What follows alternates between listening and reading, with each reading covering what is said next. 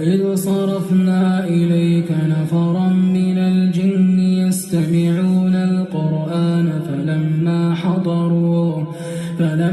حضروه قالوا أنصتوا فلما قضي ولوا إلى قومهم منذرين قالوا يا قومنا إنا سمعنا كتابا أنزل من بعد موسى مصدقا لما بين يديه يهدي إلى الحق وإلى طريق مستقيم يا